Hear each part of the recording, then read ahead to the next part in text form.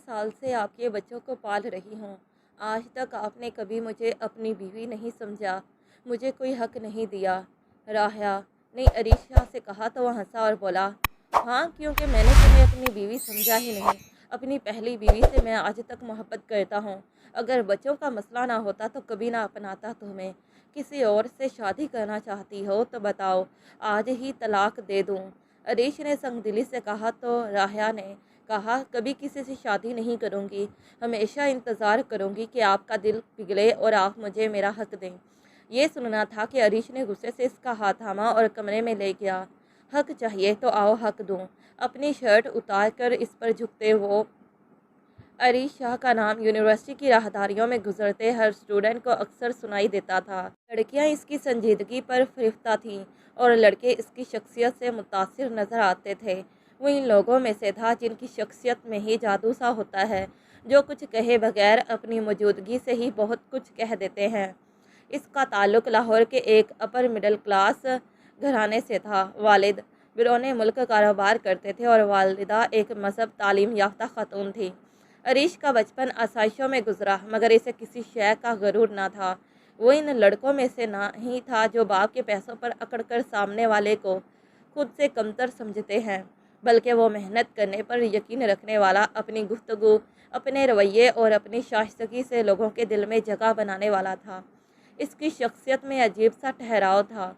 University में वह हमेशा वक्त की पाबंदी करता, लेक्चर के दौरान तवज्जो क्लास में रखता और प्रोजेक्ट्स में लीड करने वाला तालब इल्म था। वो ना सिर्फ दोस्तों बल्कि उस्तादों की भी आंख का तारा था। ऐसा कोई नहीं था जो अरीश को नापसंद करता हो। हालांकि वह खामोश रहता था और शायद इसी खामोशी में इसकी कशिश छुपी थी। इसके बरक्स राह्या एक अलग दुनिया की बासी थी। पहली नज़र में वो देखने वालों को आम सी लड़की लगती थी, ना बहुत बोल्ड ना बहुत नुमाया, लेकिन जो इसे पहचान लेता वो जान जाता था कि वो अंदर से कितनी गहरी, कितनी हिसास और कितनी बावकार है। इसकी आंखें हमेशा कुछ ना कुछ कहना चाहती थी, मगर अल्फाज इसके होंठों से कम ही निकलते थे। वो इन लोगों में से थी जो जज्बों को दिल के अंदर समेट कर रखते हैं। राह्या लफ्ज़ों के इजहार के बजाय खामोशी से और अपने अमल से इजहार करने पर यकीन रखती थी। राह्या के वालिद एक स्कूल के हेडमास्टर थे। इसके घर में किताबों की खुशबू और असूलों की सख्ती थी। वो 6 बहन भाइयों में चौथे नंबर पर थी। इससे छोटे 2 और बहन भाई थे और राह्या अपनी हिसास तबीयत के बायस अपने वालिद का बोझ बांटना चाहती थी, इसलिए ज़्यादा ख्वाहिशात का इजहार नहीं करती थी। तालीम इसके लिए महज डिग्री हासिल करने का ज़रिया नहीं थी, बल्कि ये वो वाहिद खुशी थी जो इसकी ज़िंदगी में मौजूद थी।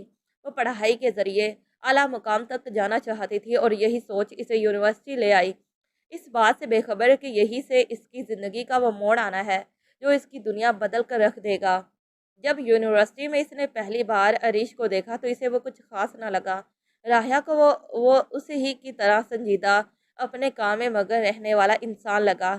लेकिन वक्त गुजरने के साथ साथ सेमिनार्स, ग्रुप स्टडीज़ और क्लास प्रोजेक्ट्स में साथ काम करते करते वो रफ्ता रफ्ता अरीश के करीब आ गई। इस गुर्बत का एहसास वो सिर्फ अपने दिल में छुपाए हुए थी। ज़बान पर इस बात का इजहार लाना गोया इसके लिए ममनू था। अरीश ने राह्या के हवाले से कभी ऐसा कुछ महसूस नहीं किया, लेकिन राह्या हर दिन के साथ साथ खुद को अरीश का दीवाना बनता महसूस करने लगी थी। इसे लगता था अरीश अगर इसे हासिल ना हुआ तो वो शायद ज़िंदगी में कभी खुश नहीं रह सकेगी। लेकिन ये इसकी तबीयत का हिस्सा था या घर की सख्ती का नतीजा कि ये बात वो सिर्फ सोच सकी, किसी से कह ना सकी। वो इसकी छोटी छोटी बातों को याद रखती, इसकी बातों पर दिल ही दिल में मुस्कुराती और हर बार गमज़दा होकर दिल को समझाती कि ये बस एक खामोश मोहब्बत है, इसकी कोई मंजिल नहीं है। लेकिन दिल को समझाना इतना आसान कहाँ होता है। इसे अपना दिल अपने काबू से बाहर निकलता महसूस होता था। वो नहीं जानती थी कि बहुत जल्द इसे एक ऐसी बात पता चलने वाली है जो इसके बेकाबू दिल को मुर्दा ही कर देगी। वो एक मामूल का दिन था, लेकिन आज प्रोफेसर नहीं आए थे, इसलिए वो सब फारिग बैठे हुए थे कि जब अरीश ने इसे कहा, राह्या, तुम जानती हो ना जोया को, वो मेरी सबसे करीबी दोस्त है। मैंने इसे प्रपोज किया है और वो मान भी गई है। ये कहते हुए अरीश के चेहरे पर ऐसी मुस्कुराहट थी जो इसकी खुशी का पता दे रही थी। लेकिन राह्या ने तो जैसे ही ये बात सुनी इसका दिल गोया धड़कना भूल गया। इसने अपने चेहरे के तासुरात को काबू करना चाहा, लेकिन इसके चेहरे पर जो कुछ था अरीश ने तो वो देखा ही नहीं। वो तो अपनी खुशी में मगन, इसे और अपने बाकी सब दोस्तों को अपनी और ज़ोया की दास्तान सुनाने में मगन था। अरीश ने तो एक नई दुनिया आबाद करने का फैसला कर लिया, लेकिन राहया की दुनिया जैसे रुक गई। दिल के अंदर जो ख्वाब वो बरसों से छुपा कर बैठी थी, वो सारे ख्वाब एक पल में टूट कर बिखर गए। वो चाहती तो इस वक्त भी अरीश को कुछ कह सकती थी, रो सकती थी, नाराज़ हो सकती थी, लेकिन वो बस मुस्कुरा दी। वो अपनी नाकाम यकतरफा मोहब्बत का इजहार करके अपनी मोहब्बत का मजाक नहीं बनवाना चाहती थी। मुबारक हो, इसने धीमे लहजे में अरीश को कहा और दिल के नहा खानों में एक अहद दफन कर दिया। उस दिन के बाद राहया बदल गई। वो क्लास में आती, लेक्चर सुनती, मगर हमेशा कहीं खोई खोई रहती। वो अक्सर सोचती काश मैं इसे कभी कह पाती, लेकिन ये ख्याल इसकी ज़ात तक महदूद था। इसने किसी से भी इस बात का जिक्र ना किया। दुनिया के लिए वो वैसी ही थी जैसी वो हमेशा से थी, खामोश, संजीदा, सुलझी हुई, मगर दर हकीकत अंदर से वो बिल्कुल टूट चुकी थी। अरीश की ज़िंदगी में किसी और लड़की के होने की खबर इसके लिए किसी ज़ख्म पर नमक छिड़कने जैसी ही थी। इसने अपने दिल को समझाने की बहुत कोशिश की थी, लेकिन दिल था कि इसे सब्र आता ही नहीं था। आखिरकार राहया का रोज़ाना का इम्तिहान और कशमकश ख़त्म हुई और यूनिवर्सिटी के दिन भी ख़त्म हो गए। सब ने अपने अपने ख्वाबों की तरफ कदम बढ़ा दिए। अब राहिया को रोज़ अरीश का सामना न करना पड़ता। इस बात से वो खुश थी, लेकिन सब की तरह वो आगे नहीं बढ़ सकी, बल्कि वहीं खड़ी रह गई जहां अरीश ने इसे छोड़ा था। कभी कभी ज़िंदगी में कुछ लोग ऐसे दाखिल होते हैं जैसे बाहर की पहली हवा, जैसे बेमौसम बारिश। जोया भी अरीश की ज़िंदगी में कुछ ऐसे ही आई थी। एक शौक, निडर और ज़िंदगी से भरपूर लड़की जो हर महफिल की जान थी। जोया की शख्सियत अरीश से बिल्कुल मुख्तलिफ थी। जहाँ अरीश खामोश, ताबिया, असूल पसंद और गहरे मजाज का इंसान था, वही जोया बेहद बातूनी थी। लेकिन शायद यही फ़र्क इन्हें एक दूसरे की तरफ खींच लाया था। ये वो वक्त था जब यूनिवर्सिटी का तीसरा सेमेस्टर जारी था। जोया और अरीश को एक थिएटर प्रोजेक्ट पर साथ काम करना था। शुरू में इनकी बातचीत सिर्फ काम की हद तक थी। जोया अक्सर अरीश को छेड़ती, यार तुम तो बिल्कुल बोरिंग हो, लगता है कभी कहका मार कर नहीं हंसे। अरीश बस मुस्कुरा कर जवाब देता, कभी किसी ने ऐसा मौका दिया ही नहीं। ये जुमला इसने शायद मजाक में कहा था, लेकिन ये जुमला जोया के दिल को छू गया। इसने तय किया कि वो अरीश के चेहरे पर वो हंसी ज़रूर ले आएगी जो बरसों से कहीं छुपी बैठी थी। वक्त गुजरता गया, प्रोजेक्ट मुकम्मल हुआ, लेकिन इनका साथ ख़त्म ना हुआ। वो दोस्त बन गए, ऐसे दोस्त जिनके दरमियान खामोशी भी गुफ्तगू करती थी। जोया ने अरीश को जीना सिखाया, बेसाख्ता हंसना सिखाया, और अरीश ने जोया को संजीदगी का हुस्न समझाया, इसे ठहराव का जायका सिखाया। फिर एक दिन बारिश में भीगे एक शाम, जोया ने अरीश से पूछा, तुमने कभी किसी से मोहब्बत की है? अरीश ने यहाँ वहाँ देखते हुए जवाब दिया, हाँ। जोया हैरान हुई, अच्छा कौन है वो? इसका दिल यकदम रुक कर धड़का। अरीश ने इसकी आंखों में देखा, अब तक तो सिर्फ तुमसे। ये सुनकर जोया थम गई। मैं तुमसे मोहब्बत करता हूँ जोया। जोया को खामोश देख इसने दोबारा कहा। अरीश का लहजा सादा मगर सच्चाई से भरपूर था। जोया ने इसके हाथ थाम लिए। पहली बार किसी ने मुझसे मोहब्बत का इजहार किया है। मुझे समझ ही नहीं आ रहा कि मैं क्या कहूँ। लेकिन जोया को कुछ कहने की ज़रूरत ही ना थी, क्योंकि इनके दरमियान अब सिर्फ अल्फाज नहीं, एहसास भी बोलने लगा था। चंद माह बाद ही अरीश ने अपने वालदैन को जोया के बारे में बता दिया।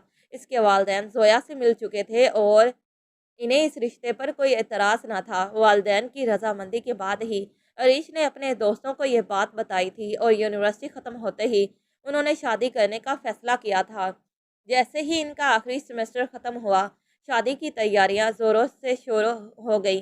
जोया की ज़िंदगी का ख्वाब था कि इसकी शादी एक ऐसे इंसान से हो जिसे वो इज्जत भी दे सके और मोहब्बत भी। अरीश इसके लिए सिर्फ होने वाला शोहर नहीं था, वो इसका मान था, इसका फ़ख्र था।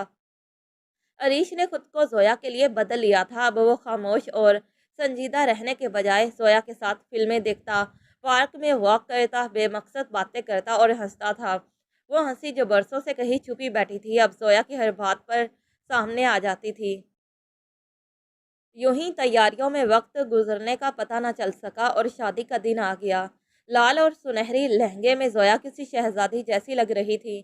शादी के बाद इनकी ज़िंदगी मज़ीद हसीन हो गई। अरीश के घर की दीवारों पर खुशनुमा पेंटिंग्स, बिस्तर पर चमकते कुशन्स और लाउंज में गूंजती हंसी जोया की अरीश की ज़िंदगी में मौजूदगी का सबूत थी।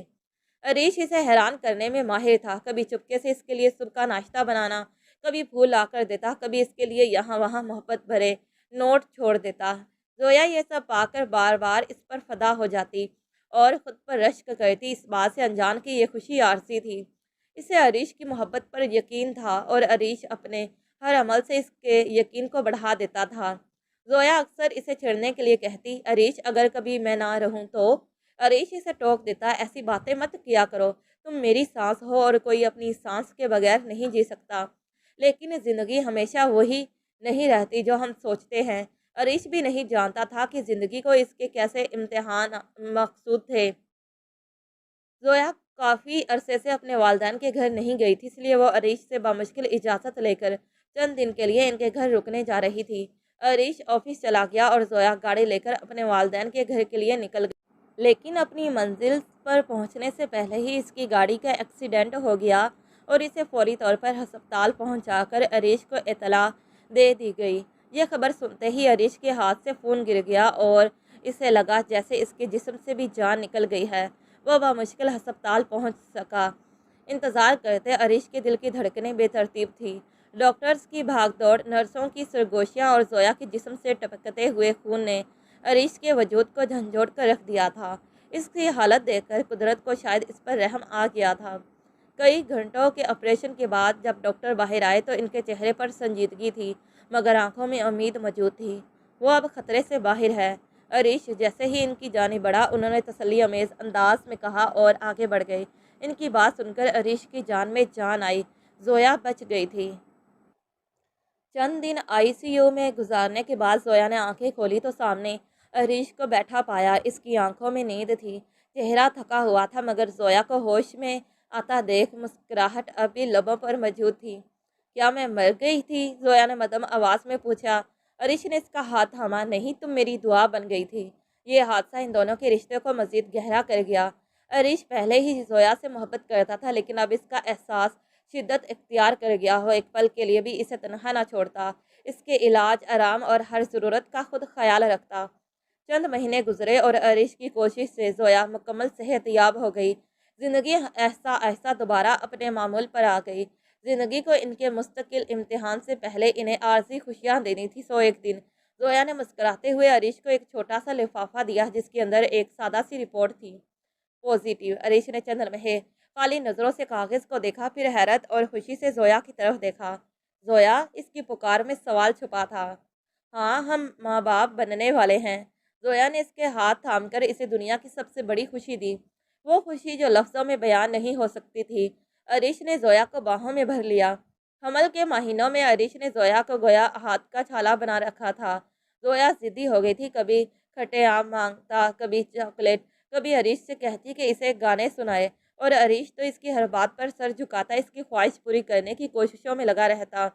फिर 9 महीने के बाद जोया को अस्पताल दाखिल करवा दिया गया।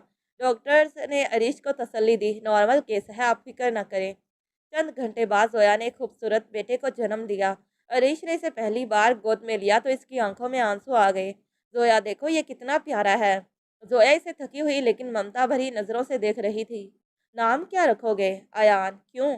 क्योंकि इसका मतलब है खुदा की नेमत, और तुम दोनों मेरे लिए सबसे बड़ी नेमत हो। जिंदगी आने वाले तूफान से बेखबर एक नए सफ़र पर गामजन हो गई थी। जोया एक बेहतरीन माँ थी। इसकी ज़िंदगी का मकसद गोया अयान और अरीश की खुशियाँ थी। अरीश कभी कभी दूर से माँ बेटे को खेलते देखता तो दिल से शुक्र अदा करता। या अल्लाह, तेरा लाख शुक्र कि तूने जोया को इस रोज़ बचा लिया और मुझे ये खुशी अता की। वक्त गुजरता गया। अयान 2 साल का हुआ, फिर 3। फिर एक दिन जोया ने अरीश को वही लफाफा दिया जो 3 साल पहले दिया था, पॉजिटिव। अरीश ने बेख्तियार कहका लगाया, दोबारा? हाँ, अयान को बहन या भाई मिलने वाला है। इस बार जोया की तबीयत पहले से कुछ मुख्तलिफ थी। वो थकी थकी रहती, कभी चिड़चिड़ी, कभी उदास। डॉक्टर्स ने इसे मुकम्मल आराम का मशवरा दिया। अरीश ने दफ्तर से छुट्टियां ली और वह घर से ही ऑफिस का काम करने लगा। वो जितना मुमकिन होता जोया का ख्याल रखता। फिर वो रात आई जिसे अरीश सारी ज़िंदगी नहीं भूल सकता था। जोया की तबीयत अचानक बिगड़ने लगी। वो सांस लेने में दिक्कत महसूस कर रही थी। अरीश घबराकर इसे फ़ौरन अस्पताल ले गया। इस बार वहाँ का मंजर पिछली बार जैसा न था। डॉक्टर्स के चेहरे संजीदा थे, नर्सें भाग दौड़ कर रही थी। हमें फौरी ऑपरेशन करना होगा, माँ की हालत नाजुक है। ये सुनकर अरीश का दिल डूब गया। माँ और बच्चा दोनों महफूज रहेंगे। डॉक्टर्स खामोश हो गए। हम पूरी कोशिश करेंगे, आप दुआ करें। अरीश ने यह सुनकर अल्लाह के हजूर हाथ बुलंद कर दिए। या अल्लाह, एक बार फिर बचा ले जैसे पहले बचा लिया था। अरीश को इंतजार की सूली पर लटके घंटों गुजर गए। फिर यकदम ऑपरेशन थिएटर का दरवाज़ा खुला। एक नर्स अरीश की गोद में नन्ही सी गुड़िया थमाकर कहने लगी, मुबारक हो, बेटी हुई। अरीश ने लरजते हाथों से बेटी को थामा और सोया। नर्स खामोश रही। साथ मौजूद डॉक्टर ने आहिस्ता से कहा, हमने बहुत कोशिश की मगर हम उसे बचा नहीं सके। अरीश के हाथ कांपने लगे। नहीं नहीं, ऐसा नहीं हो सकता। वो दौड़कर अंदर गया। सोया सफ़ेद चादर ओढ़े पुरसकून गहरी नींद में थी, जैसे थककर सो गई हो। इसके होंठों पर हल्की सी मुस्कुराहट थी, जैसे इसने अपनी बच्ची को देख लिया हो।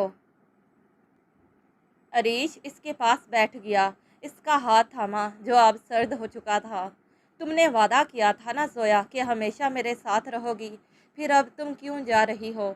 इसकी आंखों से आंसू मुसलसल बह रहे थे। तुम चली गई जोया, लेकिन अपनी निशानी तुमने मेरे हवाले कर दी। मैं वादा करता हूँ तुम्हारी बेटी को तुम्हारा अक्स बनाकर पालूंगा। उस दिन अरीश की हंसी एक मर्तबा फिर हमेशा के लिए खामोश हो गई। जोया की मौत को 6 माह गुजर चुके थे। जिंदगी के हर मंजिल पर उदासी की एक गिर्द सी छाई हुई थी। जोया की हंसी, इसकी शोक आवाज़ हर वक्त अरीश को बेचैन किए रखती थी। इसके पास सब कुछ था, लेकिन वो नहीं थी, और जो नहीं थी वही इसके लिए सब कुछ थी। अरीश दिन भर खामोश रहता, बस बच्चों का ख्याल रखता और ऑफिस के काम निपटाता। अयान अक्सर अपनी बहन को गोद में लेता और अरीश से सवाल करता, मामा कहाँ हैं? इस मासूम सवाल पर अरीश का दिल टुकड़े टुकड़े हो जाता, लेकिन चेहरे पर जब्त सजाए वो बस इतना कहता, मामा हमें आसमान से देख रही हैं। अरीश के माँ बाप भी इस दुनिया में ना रहे थे। ये दुख वो पहले ही सह चुका था, लेकिन जोया का जाना, ये इससे नहीं सहा जा रहा था। बच्चों को किसी के सहारे पर छोड़ना इसके बस में नहीं था। वो किसी पर भरोसा नहीं कर सकता था। नौकर आया, मददगार, इसे किसी पर यकीन नहीं था। इसे बच्चों को संभालने और नौकरी जारी रखने में मुश्किलात दरपेश थी, और तभी इसकी ज़िंदगी में एक नया मोड़ आया। राहिया, जो 3 साल पहले स्कॉलरशिप पर जर्मनी चली गई थी, एमफिल की डिग्री मुकम्मल करने के बाद वो अब वापस आ चुकी थी।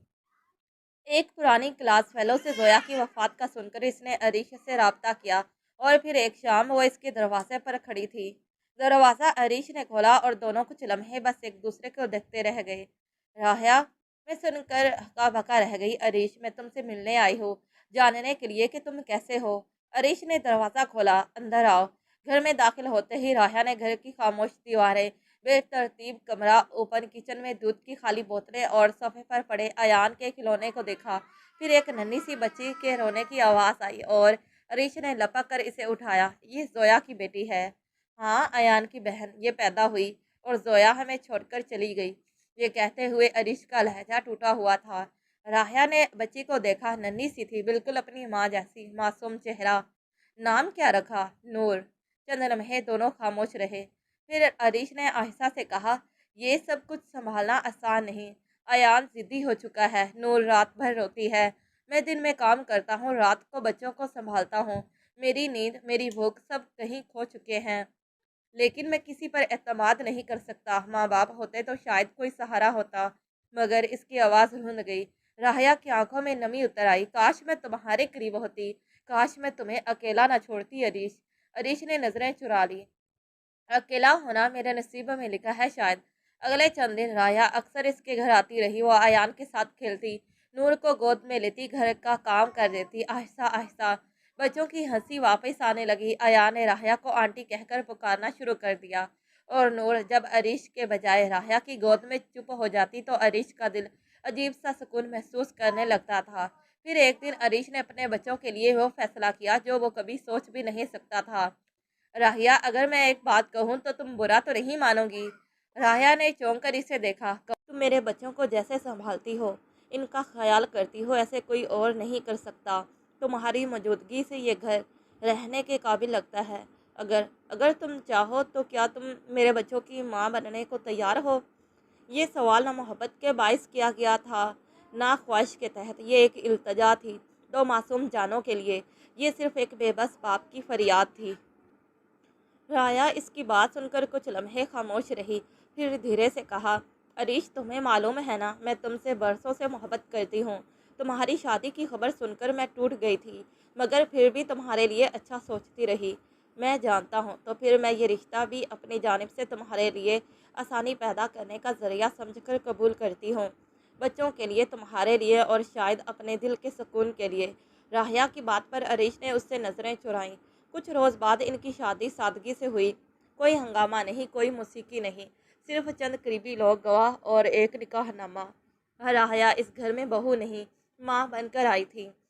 अरीश राहिया का हर तरह से ख्याल रखता, इसके लिए सहूलतें मुहैया करने की कोशिश करता, इससे इज्जत देता, लेकिन इसके दिल का दरवाज़ा राहिया के लिए बंद ही रहा।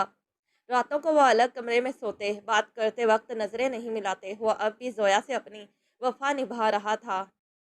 राया सब महसूस करती, लेकिन खामोशी इसका मुकद्दर बन गई थी। वो जानती थी ये रिश्ता अरीश के लिए सिर्फ एक जिम्मेदारी है। राया अरीश पर कोई दबाव ना डालती, इसने अपने मुकद्दर से समझौता कर लिया था। अरीश से मोहब्बत करती थी, ये एक सच था। वो इसके बच्चों का दिल से भला चाहती थी, ये दूसरा सच था। और वह जानती थी कि ये रिश्ता सिर्फ कागज़ पर जुड़ा है, ये तीसरा और सबसे तलख सच था, जिसकी वजह से राया खामोश रहती थी। लेकिन वो इन सच्चाइयों को मानकर जीना जानती थी। शादी के इब्तदाई दिनों में राहिया ने खुद को हर मुमकिन तरीके से अरीश के करीब लाने की कोशिश की थी। वो सुबह जल्दी उठती, नाश्ता बनाती, अरीश के लिए चाय बनाकर रखती और इसकी तवज्जो का इंतज़ार करती। लेकिन अरीश रोज़ खामोशी से अपना ब्रीफ केस उठाता और चाय की मेज़ की तरफ देखे बगैर घर से निकल जाता। एक दिन हिम्मत करके राहिया ने अरीश को कमरे से निकलते ही रोक लिया और इससे पूछा, अरीश, क्या हम हर मियाँ बीवी की तरह एक दूसरे के दुख दर्द के साथी नहीं बन सकते? अरीश ने इसकी आंखों में देखे बगैर कहा, तुम बहुत अच्छी हो राहिया, तुमने मेरे बच्चों के लिए जो किया इसका मैं एहसानमंद हूँ, लेकिन मेरे दिल में अब भी वही है, मैं किसी और के बारे में सोच भी नहीं सकता। क्या मैं ज़िंदगी भर सिर्फ एक खामोश साई की तरह ही तुम्हारे साथ रहूँगी? राहिया ने शिकवा के अंदाज में कहा। अगर तुम ये सब नहीं सह सकती तो। वो जुमला अधूरा रह गया। अरीश को शायद खुद पर अफसोस हुआ कि वह राहिया के इतने एहसानों के बाद इससे किस अंदाज में बात करने जा रहा था। नहीं, राया ने खुद ही इसका जुमला मुकम्मल किया। मैं तुम्हारी ज़िंदगी से नहीं जाऊंगी, क्योंकि मैंने ये रिश्ता सिर्फ तुमसे नहीं, इन 2 बच्चों से भी जोड़ा है। और यूं राया ने वो सफ़र शुरू किया जो इसे लगता था कि कभी ख़त्म ना होगा। राया हर लम्हा उम्मीद में जीती रहती। अयान का स्कूल में दाखिला करवाया जा चुका था। एक रोज़ स्कूल मीटिंग के दौरान टीचर्स ने जब अरीश की जानिब देखकर पूछा, ये इनकी मम्मा है, तो अरीश ने खामोशी से सर हिला दिया। वह बच्चों के लिए इनकी माँ ही थी। ये एक खुशी थी जो इसे अरीश की बेरुखी के जहर को बर्दाश्त करने की हिम्मत देती थी। अरीश अक्सर रात देर से आता था, कभी खामोशी से इनके साथ खाना खा लेता, कभी बगैर खाए सो जाता। राहिया को इसकी तन्हाई का एहसास होता था। वो जानती थी कि वह अभी अंदर से ज़ख्मी है, वो इसके दर्द की दवा करना चाहती थी, लेकिन अरीश इसे ऐसा कोई मौका नहीं देता था। आहिस्ता आहिस्ता अरीश की बेरुखी राहिया को खामोश करवाती जा रही थी। वो अब कुछ कम बोलने लगी थी। उसकी मुस्कुराहटें बच्चों तक महदूद हो गई थी। अरीश इस अरसे में सबके सामने खुद को एक महजब शोहर साबित करता रहा। वो बाहर सबके सामने राहिया के साथ मस्ब अंदाज में बात करता, तकरीबात में इसके साथ जाना और हर मेहमान के सामने ये तासुर देता कि सब ठीक है। लेकिन राहिया जानती थी कि इस रिश्ते की बुनियादें अंदर से कितनी खोखली हैं। नूर अब 5 साल की हो गई थी। बच्चे भी अब राहिया और अरीश के अजीब से रिश्तों को महसूस करने लगे थे। उसने गुज़रे सालों कई मरतबा अरीश के साथ नई ज़िंदगी का आगाज़ करने की कोशिश की, लेकिन अरीश हमेशा इसके बढ़ते कदमों को रोककर इसे इसकी ही नज़रों में शर्मिंदा कर देता। ये शर्मिंदगी राहिया को चिड़चिड़ा बनाती जा रही थी। अब राहिया अंदर से थकने लगी थी। वो खुद को एक मुलाजमा से ज़्यादा नहीं समझती थी, जिसकी चंद ज़रूरतें अरीश इसलिए पूरी कर देता क्योंकि वो इसके बच्चों का ख्याल रखती थी। राहिया ने आहिस्ता आहिस्ता खुद को बदलना शुरू किया। इसने आहिस्ता आहिस्ता बच्चों को इनकी ज़िम्मेदारी उठाना सिखाना शुरू किया, अपने लिए वक्त निकालना शुरू किया। उसने करीबी कॉलेज में पार्ट टाइम लेक्चररशिप ले ली और इस मरतबा इसने अरीश से इजाज़त दूर की, बात मशवरा तक ना मांगा। जब इसे इल्म हुआ तो अरीश ने राहिया से पूछा, तुमने नौकरी क्यों शुरू कर दी है? राहिया ने नज़रें उठाकर इसकी जानिब देखा और कहा, क्योंकि मैं खुद को मुकम्मल तौर पर खो चुकी हूँ और ख़ुद को वापस पाना चाहती हूँ। अरीश जवाब सुनकर खामोश रहा। वो अब भी उसी कमरे में रहता था जिसमें ज़ोया की तस्वीर लगी थी। राहया उस तस्वीर से जलन महसूस नहीं करती थी, लेकिन वो तस्वीर देख राहया को बेबसी का एहसास होता था। फिर एक रात वो लम्हा आया जब राहया का सालों का सब्र जवाब दे गया। नूर बुखार में तड़प रही थी। राहया ने सारी रात जाकर इसके माथे पर पट्टियाँ रखी थी, लेकिन अरीश को खबर तक न थी, क्योंकि वो एक मीटिंग से घर आकर बगैर इनके कमरे में झांके अपने कमरे में जाकर बेसुध सो गया। आधी रात को जब नूर का बुखार उतरा और वह ज़रा होश में आई तो सूजी आंखों से राहया को मामा मामा कहकर इसके सीने से आ लगी। नूर की इस पेशकदमी से राहया की आंखों में नमी आई, अलबत्ता इसकी आंखें किसी और सोच में गुम नजर आ रही थी। वो नूर को बिस्तर पर छोड़कर अरीश के कमरे के दरवाजे पर गई। अरीश, हाँ, वो शायद कुछ देर पहले उठ गया था। राहया जानती थी वो यूं ही रातों को उठ जाया करता था। मैं तुम्हारे बच्चों की माँ हूँ, लेकिन तुमने मुझे अपनी बीवी होने का हक नहीं दिया। मैंने 6 साल तुम्हें, तुम्हारी तन्हाई को, तुम्हारे दुख को समझा और तुम्हें वक्त दिया। तुम्हारी खामोशी को सहा, तुम्हारी बेनियाजी को झेला, लेकिन अब मैं थक गई हूँ। 6 साल सब्र करते राहया खुद को अंदर से खाली महसूस करने लगी थी। वो मोहब्बत जिसकी आस में वो अरीश शाह के नाम की शरीक हयात बनी थी, वो कभी इसे मिली ही नहीं। अब वो अपना हक हासिल करना चाहती थी। इसकी बात सुनकर इसके तवक्को के बरअक्स अरीश ने हंसते हुए सर झटका। हाँ, क्योंकि मैंने तुम्हें कभी अपनी बीवी समझा ही नहीं। अपनी पहली बीवी से मैं आज तक मोहब्बत करता हूँ। अगर बच्चों का मसला ना होता तो कभी ना अपनाता तुम्हें। किसी और से शादी करना चाहती हो तो बताओ, आज ही तलाक दे दूँ। ये वो तीर था जिसने राहया के ज़ब्त को चीर दिया। वो शादी के वक्त जानती थी कि अरीश ज़ोया के गम में है, लेकिन इसने सोचा था गुजरते वक्त के साथ अरीश इसे अपना लेगा। लेकिन वो तो कुछ और ही कह रहा था। इसकी बात सुनकर राहया की आंखें नम हो गई, मगर इसकी आवाज़ पहले से कहीं ज़्यादा मजबूत थी। कभी किसी और से शादी नहीं करूँगी, हमेशा इंतज़ार करूँगी कि आपका दिल पिघले और आप मुझे मेरा हक दें। अरीश इसे समझा समझा कर थक चुका था, लेकिन वो नहीं समझती थी कि अरीश ज़ोया से बेवफाई नहीं कर सकता। अरीश को समझ नहीं आता था कि शादी के वक्त सारी सच्चाई जानने के बावजूद जब राहया राजी हो गई थी, तो अब वो क्यों बार बार अरीश को मजबूर करती थी। अब राहया की बात सुनकर इसका चेहरा पल भर को संजीदा हुआ। फिर एक तलख मुस्कुराहट इसके चेहरे पर आई। इसने सोच लिया था कि अब इसे क्या करना है। हक चाहिए। इसने गुस्से से आगे बढ़कर इसका हाथ थामा और इसे कमरे के अंदर खींचा। दरवाज़ा बंद किया और धीमी मगर कठोर आवाज़ में बोला, आओ, हक देता हूँ। अरिश की आंखों में गोया कोई जंग चल रही थी। गुस्सा, बेबसी और शायद कोई दबे जज्बात जो बाहर निकलने को बेताब थे। अरीश ने इसे दीवार से लगाया और इसके चेहरे पर झुका ही कि राहिया ने इसे धक्का दे दिया। नहीं अरीश, मुझे तुमसे खैरात नहीं चाहिए। मुझे तुम पर पूरा हक चाहिए, और अगर तुम नहीं दे सकते तो मैं इंतज़ार करूंगी। लेकिन याद रखना, अब मैं पहले की तरह दोबारा तुम्हारे पास नहीं आऊंगी। राहिया अपनी बात मुकम्मल करके अपने कमरे में चली गई। अरीश कुछ पल वहीं खड़ा रहा, जैसे सब कुछ सुनकर भी कुछ न समझ पाया हो। अगले दिन बज़ाहिर सब मामूल के मुताबिक था। राहया ने नाश्ते की मेज़ पर बच्चों को नाश्ता दिया। अरीश को चाय की पेशकश की, मगर इसकी आंखें कोई और ही दास्तान सुना रही थी। और फिर राहया पहले से ज़्यादा खामोश हो गई। अब वो ज़रूरत के अलावा अरीश से बात ना करती। वो शादी के इतने साल बाद अब अरीश को नज़रअंदाज करने लगी थी।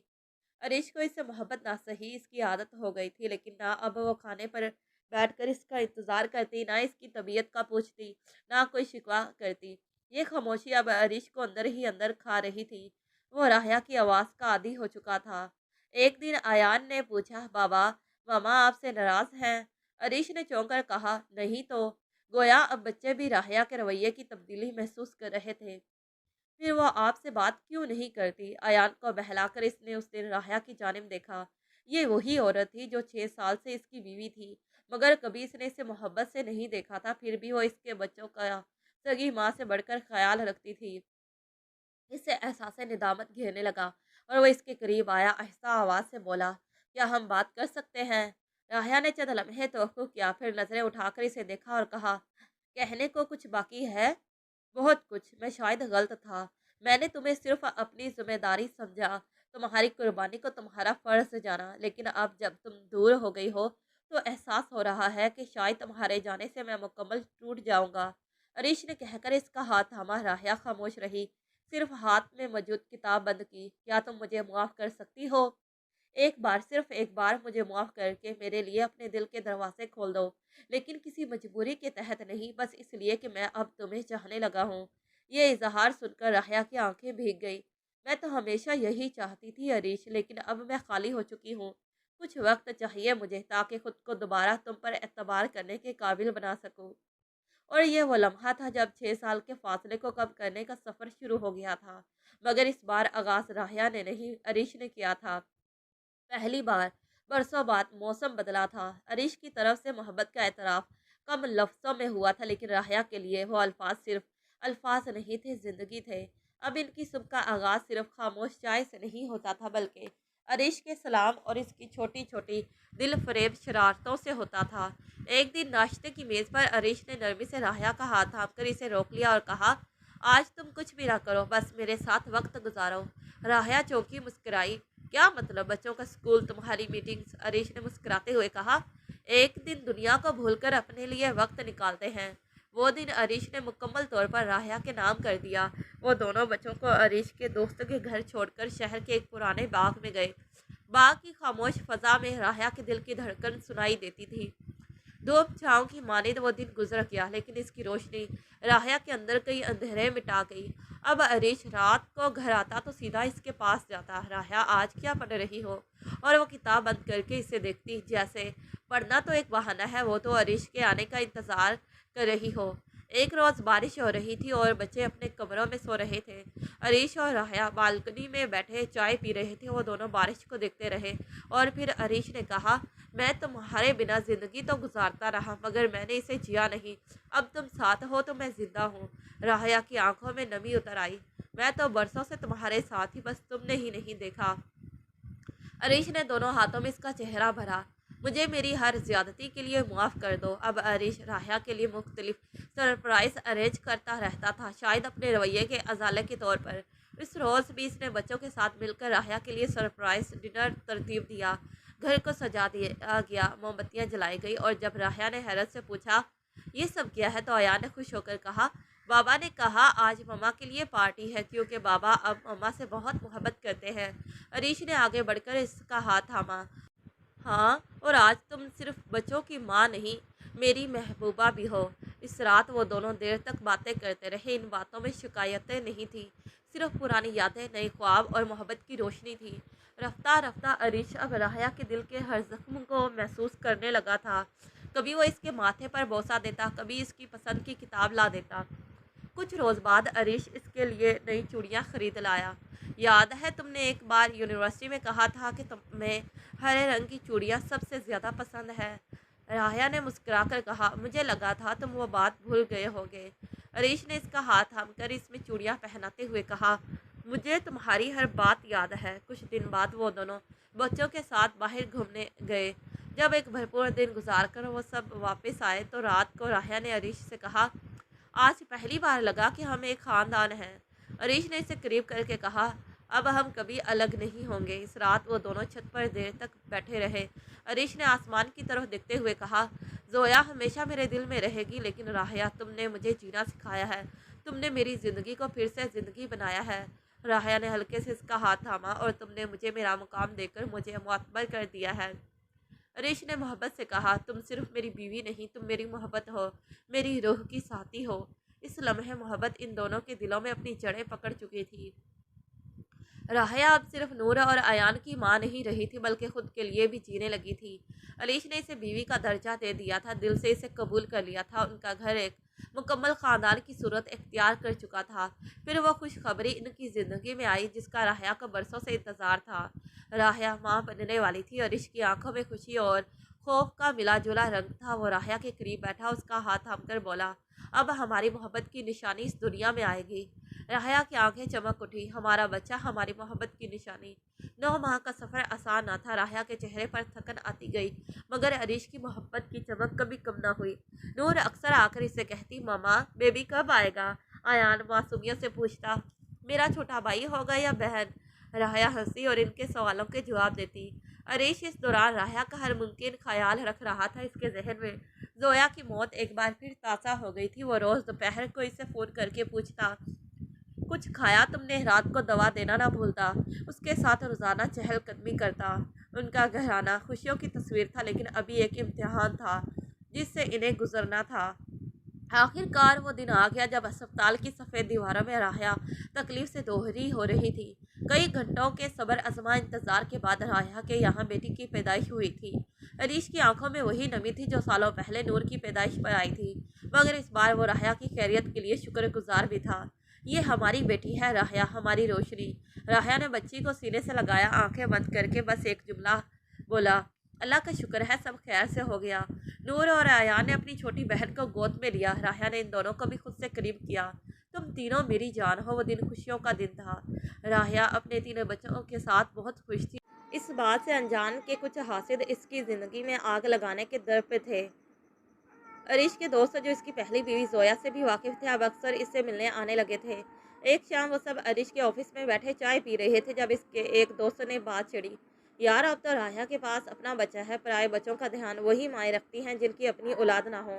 दूसरा बोला, बस ये याद रख, राहया ने आयान और नूर को तब तक संभाला जब तक इसकी अपनी औलाद ना थी, अब तो इसकी पूरी तवज्जो सिर्फ अपने बच्चे पर होगी। अरीश ने हल्की सी हंसी में बात टाल दी, नहीं राया ऐसी नहीं है, वो तीनों से एक जैसी मोहब्बत करती है। मगर इसके दोस्तों के अल्फाज इसके जहन में पवस्त हो चुके थे। एक दिन वो दफ्तर से वापस आया तो देखा नूर किसी बात पर रो रही थी, लेकिन राहया इसे नज़रअंदाज करके रोशनी को चुप करवा रही थी। दूसरे दिन अयान अरीश के पास आया और इसे बताया कि इसका होमवर्क आधा रहता है, लेकिन राहया थक कर सो चुकी थी। छोटे छोटे लम्हे जो पहले नज़रअंदाज हो जाते थे अब अरीश के जहन में सवाल पैदा करने लगे। क्या वाकई राहया सिर्फ रोशनी में उलझ कर रह गई है? क्या वो अयान और नूर से गाफिल हो रही है? क्या वो सिर्फ माँ बनने से पहले इन दोनों का ख्याल रखती थी?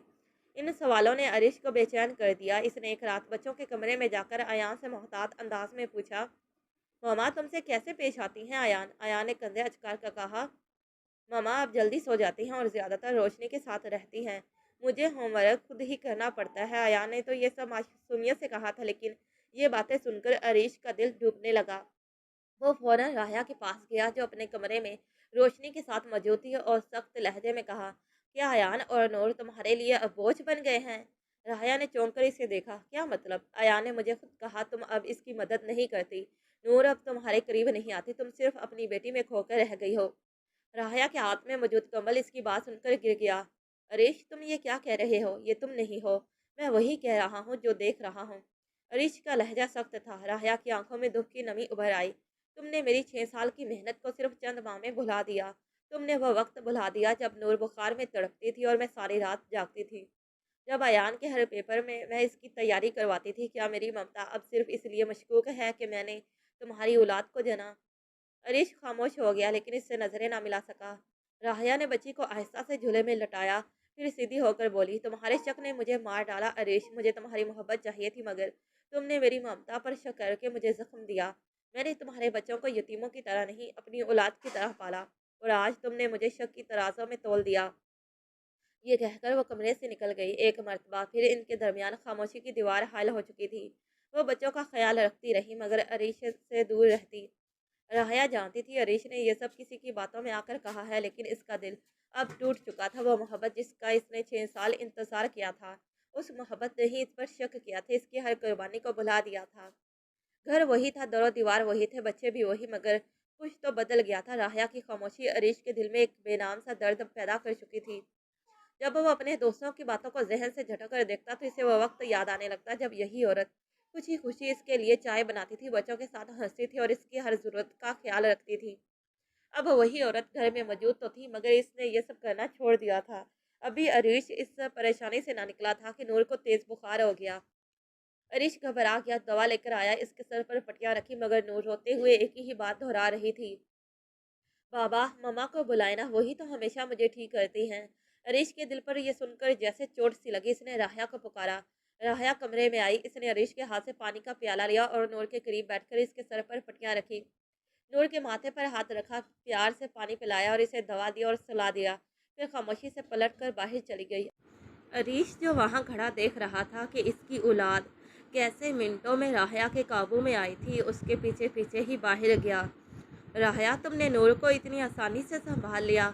मुझे माफ़ कर दो कि मैंने तुम पर शक किया। राहया रुकी और इसकी जानिब घूमी।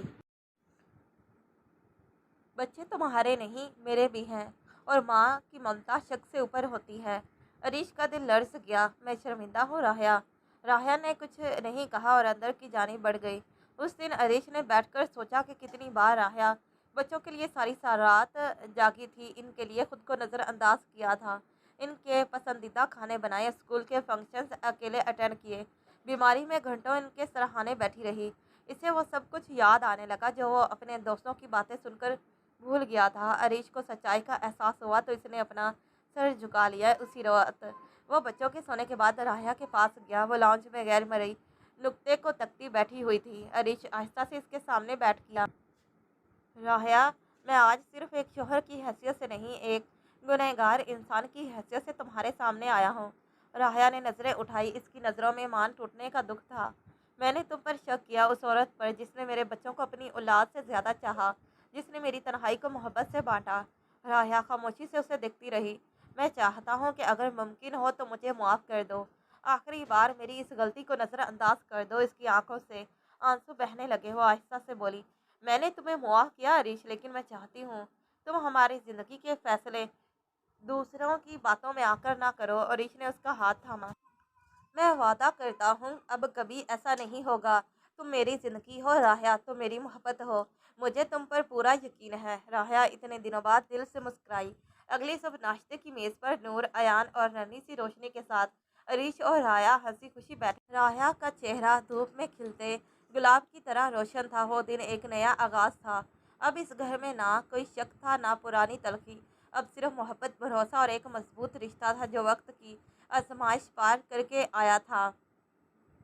ख़त्म शुद्ध। तो प्यारे रीडर्स, आप सबको ये कहानी कैसी लगी? अगर कहानी अच्छी लगी हो तो काइंडली वीडियो को लाइक, शेयर और चैनल को सब्सक्राइब कर दें। और फिर मिलते हैं एक नई दिलचस्प कहानी के साथ। तब तक के लिए अपनी राइटर को दीजिए इजाज़त। अल्लाह हाफिज़, bye bye and take care. Thanks for watching this video.